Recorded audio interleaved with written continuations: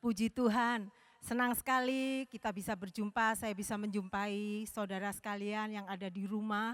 Biarpun mungkin cuman lewat online, tapi saya bersyukur, saya selalu berdoa. Kiranya Tuhan menjadi perlindungan dari seluruh umat Tuhan, seluruh saudara yang saat ini sedang mentaati apa yang pemerintah katakan untuk tinggal di rumah. Saya percaya berkat Allah ada dalam kehidupan setiap rumah tangga saudara sekalian. Puji Tuhan saudara, tanpa terasa ya, nggak terasa bahwa kita ini sudah 3 minggu ikuti apa yang pemerintah katakan untuk tetap tinggal di rumah, lockdown gitu kan bahasa kerennya gitu kan. Dan saya tahu kata-kata lockdown di rumah aja itu seringkali membuat, aduh kok kayaknya kita ini dikurung ya, terkurung. Kita seperti nggak bisa bersosialisasi dengan yang lain, kita diisolasi di rumah, kayaknya kok aduh kayak bosen ya, ngapain lagi ya, ini mau ngapain lagi ya. Banyak orang mulai stres, banyak rumah tangga yang berantem. Karena apa? Mereka harus tinggal di rumah saja. Tetapi mari, kita orang percaya, kita harus berbeda. Ada sesuatu yang bisa Tuhan kerjakan dalam setiap rumah tangga kita. Jadi Bapak, Ibu, Saudara sekalian, mari kita mau lihat bahwa di rumah saja yang menjadi himbauan dari pemerintah, itu menjadi sesuatu yang luar biasa kalau kita menanggapinya dengan sikap yang positif. Karena itu tetap saya mau ingatkan kepada Bapak, Ibu, Saudara sekalian, tetap ikuti apa yang pemerintah sarankan ya, tetap di rumah saja. Supaya apa? Supaya kita bisa menyetop, mengurangi penyebaran virus corona ini. Terus saudara harus makan sehat, istirahat cukup. Yang penting ini, pikiran positif. Pikiran positif dan kita punya kesempatan banyak untuk berdoa, untuk mencari hadirat Tuhan. Jadi mari Bapak Ibu yang dikasihi Tuhan, pada hari ini kita mau belajar firman Tuhan. Kita mau melihat apa yang bisa Tuhan kerjakan dalam setiap rumah tangga kita. Ada satu kisah menarik yang akan kita lihat bersama-sama pada saat ini. Mari kita mau melihat di dalam 1 Tawarikh pasal 13. Itu satu pasal tapi saya akan baca lompat-lompat mengingat waktu. Kita mau lihat dari ayat yang pertama.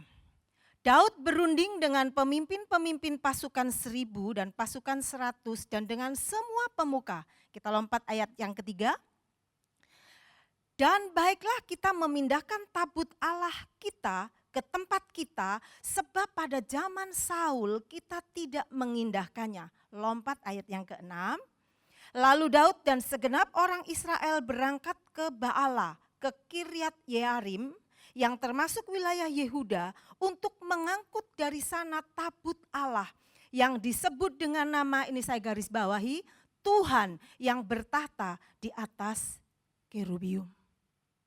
Bapak Ibu Saudara sekalian, kita tahu ceritanya ini, bahwa saat itu setelah sekian lama di Alkitab dikatakan itu puluhan tahun. Tabut Allah sejak dirampas oleh bangsa Filistin pada zaman Imam Eli, itu dibiarkan di Kiryat Yearim, bahkan pada zaman pemerintahan Raja Saul, di sana dikatakan zaman pemerintahan Saul, tabut Allah itu tidak diindahkan. Tidak diperlakukan sebagaimana mestinya. Sehingga akhirnya Daud rindu memindahkan tabut itu ke Yerusalem. Nah, maka kisah ini pun bergulir. Jadi mereka bikin persiapan, tetapi di tengah-tengah proses perpindahan itu ada sesuatu yang dahsyat terjadi. Sesuatu yang membuat mereka ketakutan. Karena apa? Ada kematian Usa. Karena mereka salah memperlakukan tabut perjanjian. Tabut Allah itu. Sehingga kematian Usa itu membuat Daud jadi rasa takut. Di sana dikatakan takut. Akhirnya apa? Daud merubah semua rencananya dan mari kita mau melihat di dalam 1 Tawarikh 13 ayat 13. Kita lihat kisahnya berlanjut. Jadi 1 Tawarikh 13 ayat 13 di sana dikatakan, sebab itu Daud tidak mau memindahkan tabut itu ke tempatnya ke kota Daud. Tetapi Daud menyimpang dan membawanya ke rumah Obed-Edom orang Gad itu. Ayat 14, 3 bulan lamanya tabut Allah itu tinggal pada keluarga Obed-Edom di rumahnya. Dan Tuhan memberkati keluarga Obed-Edom dan segala yang dipunyainya. Luar biasa banget.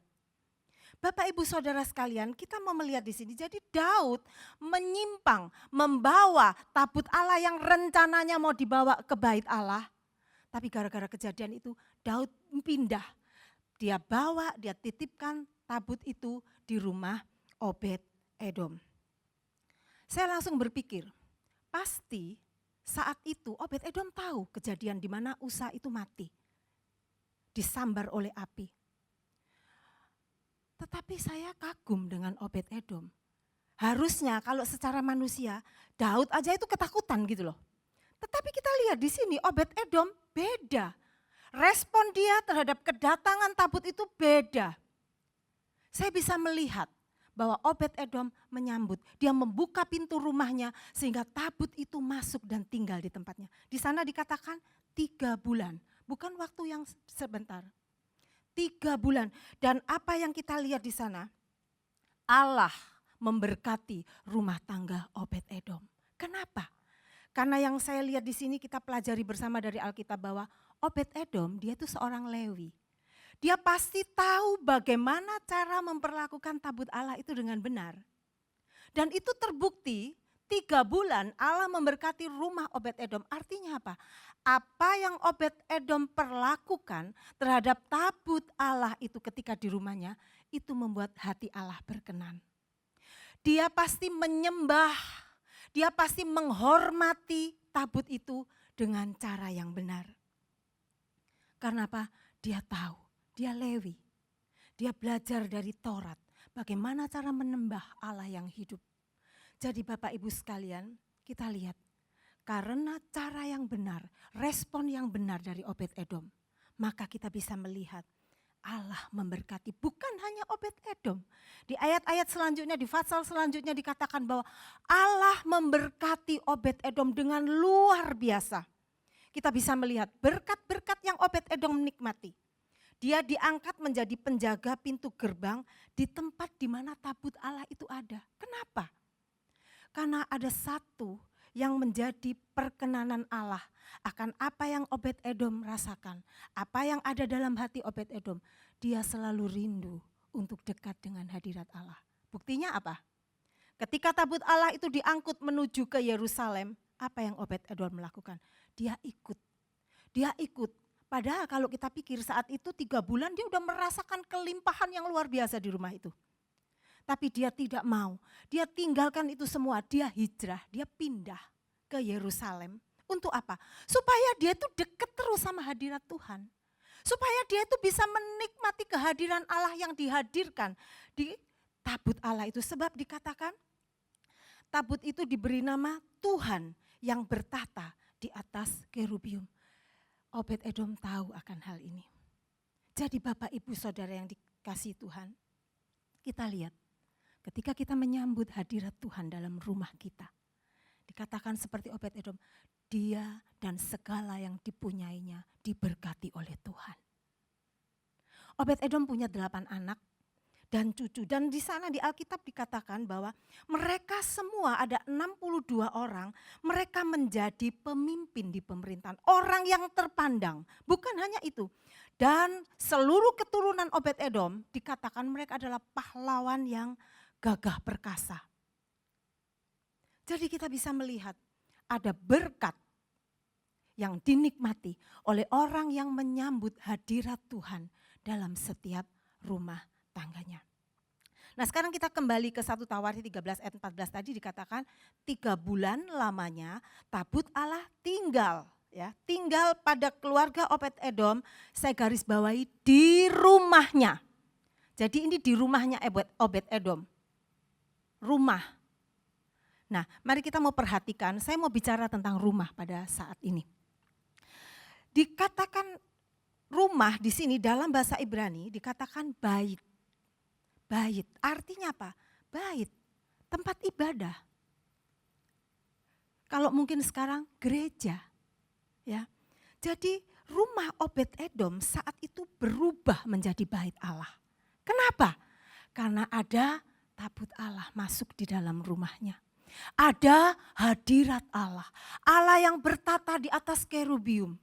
Ada dalam rumah Obed-Edom. Rumah itu menjadi bait Allah. Menjadi gereja. Bapak Ibu yang dikasih Tuhan. Saya yakin di mana Bapak Ibu saat ini ada di rumah Bapak Ibu bisa menjadi bait Allah. Bisa berubah menjadi bait Allah. Asal apa? Hadirat Allah itu turun. Nah, kita mau melihat. Jadi dikatakan di sini di rumahnya dan Tuhan memberkati keluarga Obed-Edom. Kata Tuhan di sini ditulis sebagai Yehova. Yehova yang memberkati Obed-Edom dan keluarganya. Kita kenal ada nama-nama Allah. Yehova Jireh. Allah yang mencukupkan, Allah yang menyediakan. Itu yang akan memberkati rumah tangga Obed-Edom. Kemudian apa? Yehova Rafa. Allah penyembuh memberkati rumah tangga Obed-Edom. Kemudian ada lagi Yehova Shalom, Allah keselamatan, sumber sejahtera, damai sejahtera memberkati keluarga Obed-Edom. Apalagi Bapak Ibu, Yehova Syamah, Allah yang hadir di sana memberkati rumah tangga Obed-Edom.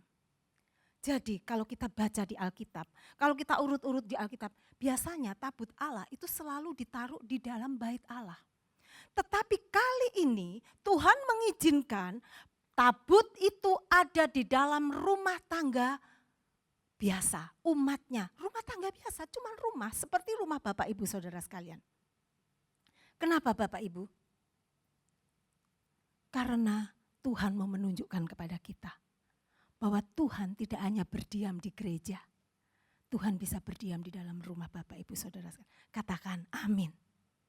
Jadi Bapak Ibu Saudara sekalian, kita mau lihat setiap rumah yang hadir di mana Tuhan ada di sana. Tuhan hadir, maka rumah itu akan diberkati. Yehova yang akan memberkati rumah tangga itu. Jadi Bapak Ibu yang dikasih Tuhan, kita lihat berkat yang turun dalam rumah tangga Obed-Edom itu sebagai reward dari Allah. Karena cara keluarga Obed-Edom memperlakukan bait atau tabut Allah itu diperkenan oleh Tuhan. Mari kita ikuti apa yang Obed-Edom lakukan. Nah Bapak Ibu Saudara sekalian, saya mau menunjukkan satu lagi hal. Apa yang terjadi ketika Allah hadir dalam satu tempat yang dipilih menjadi rumahnya. Kita sekarang masuk ke dalam 2 Tawarikh 7 ayat 12 sampai 16. Kita akan lihat ayat 12 terlebih dahulu.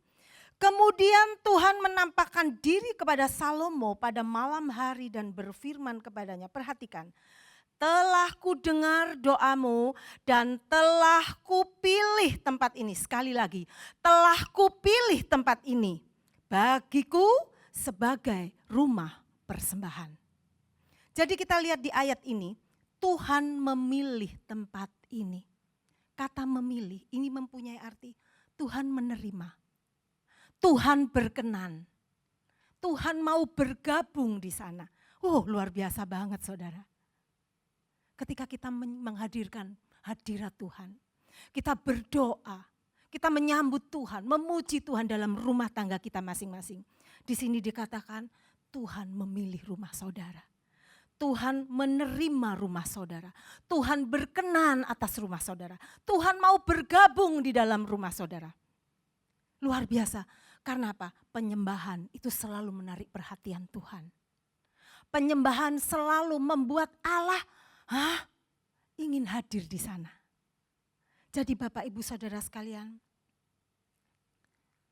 kita mau lihat ayat selanjutnya di ayat yang ke-13. Kita akan melihat apa yang terjadi ketika kita menarik perhatian Tuhan.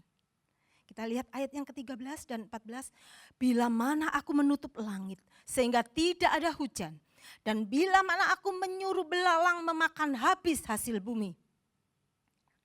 Dan bila mana aku melepaskan penyakit sampar di antara umatku. 14. Dan umatku yang atasnya namaku disebut. Merendahkan diri, berdoa dan mencari wajahku. lalu berbalik dari jalan-jalannya yang jahat, maka aku akan mendengar dari surga dan mengampuni dosa mereka, serta memulihkan negeri mereka. Katakan amin.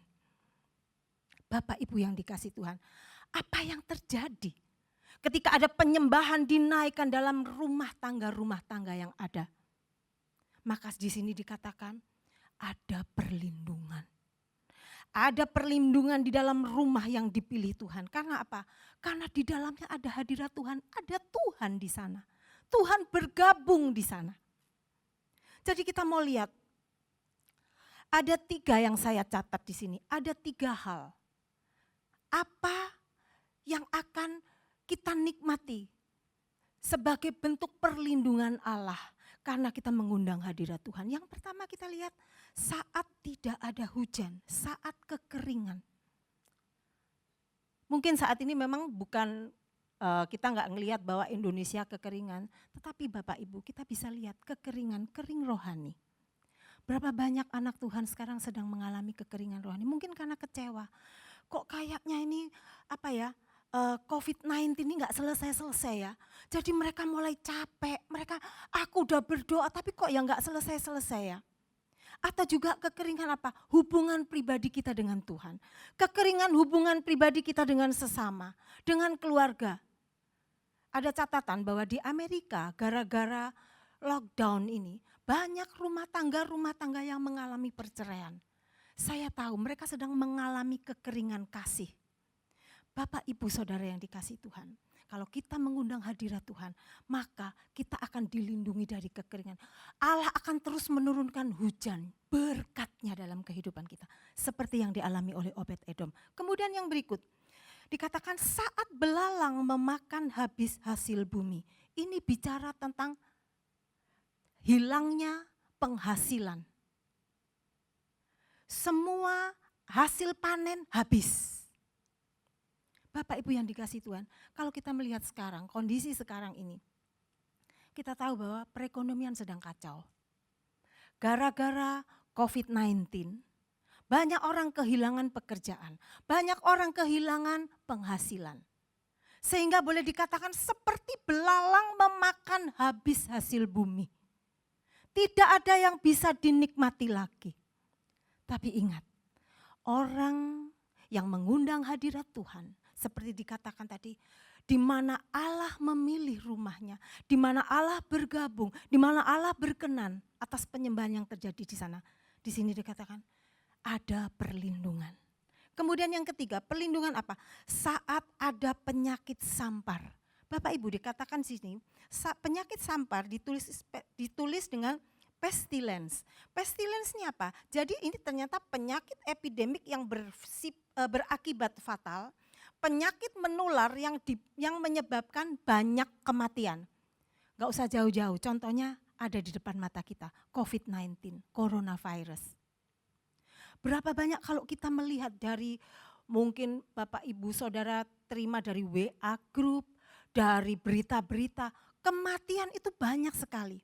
Sehingga dunia seperti dilanda ketakutan. Di sini dikatakan, saat kita memanggil Tuhan, saat rumah kita izinkan dihadiri oleh hadirat Tuhan, maka di sini dikatakan kita akan dilindungi dari penyakit sampar. Kita akan dilindungi dari COVID-19. Amin. Jadi Bapak Ibu Saudara sekalian, perlindungan tersebut dialami oleh setiap umat Tuhan. Yakin, setiap umat Tuhan akan menikmati perlindungan itu. Kita baca selanjutnya, apa yang harus umat Tuhan lakukan supaya perlindungan itu benar-benar ada dalam hidup. Kita lihat 2 Tawarikh 7 ayat 14 sampai ke 15. Dan umatku yang atasnya namaku disebut, perhatikan, merendahkan diri, berdoa dan mencari wajahku, lalu berbalik dari jalan-jalannya yang jahat, maka aku akan mendengar dari sorga dan mengampuni dosa mereka, serta memulihkan negeri mereka. 15. Sekarang mataku terbuka dan telingaku menaruh perhatian kepada doa dari tempat ini. 16. sekarang telah kupilih dan kukuduskan rumah ini, supaya namaku tinggal di situ untuk selama-lamanya. Maka mataku dan hatiku akan ada di situ sepanjang masa. Dari ayat ini kita bisa melihat ada sesuatu yang luar biasa yang bisa Tuhan kerjakan di tempat di mana, di tempat atau rumah yang dipilih oleh Tuhan. Bapak, Ibu, Saudara sekalian, jadi sekarang apa yang bisa kita lakukan? Ketika pemerintah mengatakan, ayo di rumah aja, stay at home. Bapak, Ibu, kita mau melihat melalui ayat ini ada hal besar yang bisa kita lakukan. Saya berharap ini bukan untuk membuang waktu, tidak Bapak Ibu. Ini bukan untuk buang waktu daripada aku nganggur di rumah, tidak. Tapi ini di sana kata berbalik. Ayo kita lakukan hal yang benar. Seperti Obed Edom. Dia melakukan sesuatu yang benar sehingga dia diberkati oleh Tuhan. Jadi kita melihat, mari seluruh keluarga-keluarga yang ada saat ini yang sedang mendengarkan atau sedang mengikuti ibadah online ini. Mari kita bersama-sama bergandengan tangan setiap keluarga yang ada. Kita jadikan rumah kita menjadi bait Allah, menjadi tempat yang dipilih oleh Allah, menjadi tempat di mana Allah tertuju, perhatian Allah tertuju di sana. Jadi kita lihat apa yang harus kita lakukan. Di sana dikatakan di ayat yang ke-14, umatku yang atasnya namaku disebut. Yang pertama, mari kita jadikan Yesus menjadi kepala dalam rumah tangga kita. Jadikan Tuhan Yesus di atas segalanya dalam setiap kehidupan kita. Panggil nama Yesus setiap saat di dalam kehidupan rumah tangga kita. Kemudian yang kedua di sana dikatakan merendahkan diri. Apa arti merendahkan diri? Menghormati Tuhan. Bapak Ibu, seperti saya katakan, hadirat Allah tidak hanya hadir di gereja, tapi bisa hadir di rumah Bapak Ibu Saudara. Ketika keluarga berkumpul bersama-sama, memanggil nama Tuhan, merendahkan diri artinya menghormati, menyembah Tuhan. Dan berdoa. Kata berdoa di sini ditulis sebagai membuat permohonan. Saat ini Bapak Ibu Saudara, kita perlu pertolongan Tuhan. Dan Tuhan dengan hati terbuka, tangan terbuka mau menolong kita. Karena itu ayo kumpul bersama dengan keluarga, rendahkan diri, cari wajah Tuhan. Dikatakan cari wajah Tuhan. Wajah di sini bicara tentang hadirat Tuhan. Bapak Ibu Saudara sekalian, seringkali kita ini udah salah. Kita enggak cari wajah Tuhan, enggak cari hadirat Tuhan. Tapi kita cari tangan Tuhan. Saya baca di buku Pemburu Tuhan, saya seperti ditempelak. Iya ya, setiap kita berdoa, kita cuma minta berkat. Tuhan tolong, Tuhan berkati, Tuhan lindungi. Itu seperti kita sedang mencari tangannya Tuhan. Padahal Tuhan minta kita cari wajahnya, hadirat Tuhan. Ingat saudara, ketika hadirat Tuhan itu ada. Ketika kita cari wajah Tuhan dan kita menikmati hadiratnya, maka segala sesuatu, perlindungan, pertolongan, itu ikut di belakangnya. Jadi, cari wajah Tuhan. Kemudian disakatakan apa? Berbalik dari yang jahat. Kata yang jahat di sini bukan berarti itu wah pembunuh atau perampok. Tidak Bapak Ibu. Jahat, kata jahat di sini mengandung arti segala sesuatu yang tidak menyenangkan Tuhan. Pokoknya segala sesuatu yang tidak menyenangkan Tuhan apa? Mungkin ketika kita mulai bersungut-sungut. Mungkin ketika kita ngomel-ngomel, komplain sama Tuhan. Mungkin ketika kita tidak mengasihi orang lain. Mungkin ketika kita benci kepada orang lain. Mungkin ketika kita tidak bisa memaafkan orang lain. Atau mungkin ketika kita menomorduakan Tuhan. Itu adalah jalan-jalan yang jahat. Menurut firman Tuhan itu tidak diberkenan oleh Tuhan. Mari seluruh keluarga bersama. Kalau mungkin ada ganjalan-ganjalan. Ini saat yang tepat. Perbaiki hubungan. Kita mau berbalik dari jalan-jalan kita yang jahat. Kita mau perbaiki hubungan kita dengan Tuhan. Supaya apa? Supaya Tuhan berkenan. Supaya itu menyenangkan Tuhan. Bapak Ibu yang dikasihi Tuhan. Mungkin selama ini kesibukan pekerjaan membuat kita lupa sama Tuhan. Membuat seringkali kita punya alasan ketika jam ibadah, aduh pekerjaanku belum selesai. Itu sesuatu yang menomorduakan Tuhan dan itu tidak diperkenan oleh Tuhan. Melalui kesempatan ini, mari Bapak Ibu Saudara, kita punya waktu yang banyak untuk kita perbaiki hubungan kita dengan Tuhan. Untuk kita perbaiki attitude kita dengan Tuhan. Bagaimana cara kita menyambut Tuhan. Bagaimana cara kita meninggikan Tuhan. Mencari Tuhan. Sebab saya percaya di dalam rumah tangga orang percaya ada kekuatan yang luar biasa. Kita lihat di dalam Matius 18 ayat 20. Sebab di mana 2 atau 3 orang berkumpul dalam namaku, di situ aku ada di tengah-tengah mereka. 2 atau 3. Saya percaya saat ini Bapak Ibu Saudara berkumpul bersama keluarga. Lebih dari 2 orang, suami istri, orang tua dengan anak-anak. Sana dikatakan di mana 2 atau 3 orang berkumpul di dalam apa? Namaku. Perkumpulan yang memanggil nama Yesus, bukan perkumpulan gosip-gosip, tidak. Tapi perkumpulan di mana Yesus dipanggil, Yesus ditinggikan. Di sana dikatakan, aku ada di tengah-tengah mereka. Nah Bapak Ibu Saudara sekalian, saya langsung membayangkan, seandainya kita sepakat seluruh Elohimers, seluruh umat Tuhan, yang saat ini mungkin mendengar firman Tuhan. Kita sepakat melakukan apa yang firman Tuhan di dalam Tawari ini katakan. Maka kita lihat di ayat yang ke 2 Tawari 7 ayat 14 itu di sana dikatakan bahwa Allah akan mendengar doa kita di surga. Kemudian yang berikut apa? Allah akan mengampuni dosa-dosa. Kemudian apalagi? Perhatian Allah dan telinga Allah akan terarah di rumah umatnya. Kemudian apalagi? Rumah-rumah tangga akan dikuduskan. Kemudian apalagi? Allah akan tinggal selamanya. Wah luar biasa Bapak Ibu. Dan kita lihat yang terakhir apa? Ada pemulihan negeri. Pemulihan kota. Pemulihan Indonesia. Semua tergantung kita. Awalnya dari kita. Jadi mari Bapak Ibu Saudara sekalian, dalam keadaan darurat ini, Indonesia mencanangkan darurat.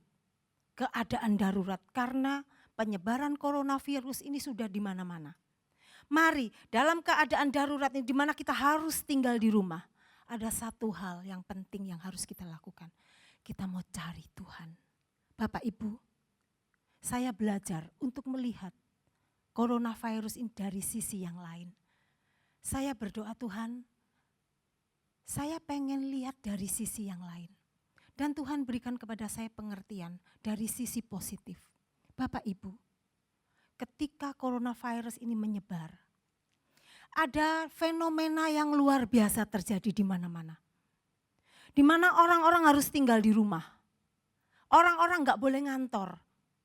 Saya bisa melihat, seandainya kita menanggapi dengan hal positif, kita harusnya melihat ini adalah kesempatan yang baik yang Tuhan berikan untuk kita membenahi diri kita. Karena Bapak Ibu, saya percaya kita ini sedang ada dalam keadaan countdown. Kedatangan Tuhan yang kedua kali itu udah dekat. Kita sedang masuk hitungan mundur. Kita perlu bersiap-siap, gereja perlu bersiap-siap, umat Tuhan perlu bersiap-siap. Tapi seringkali kita lupa, kita banyak alasan, aku ada pekerjaan, aku sibuk, aku repot. Sekarang Bapak Ibu, Tuhan memberikan kepada kita kesempatan banyak untuk kita membenahi diri kita. Untuk kita belajar firman Tuhan lebih dalam lagi. Untuk kita memperbaiki hubungan kita. Untuk kita kenal Tuhan kita lebih dalam lagi. Untuk kita berdoa, mulai berdoa bagi orang lain. Mulai berdoa buat kota kita. Mulai berdoa buat bangsa kita. Mulai berdoa buat pertobatan di mana-mana boleh terjadi. Bapak Ibu yang dikasih Tuhan, ada hal yang positif. Mari kita mulai berpikir positif. Kesempatan yang Tuhan berikan kepada kita ini, kita mau pakai sebaik-baiknya. Saya percaya setelah ini, kalau kita benar-benar lakukan firman Tuhan ini, maka hashtag di rumah aja akan menjadi kesukaan bagi kita. sesuatu yang positif. Buat pertama-tama buat kerohanian kita, juga buat keluarga kita.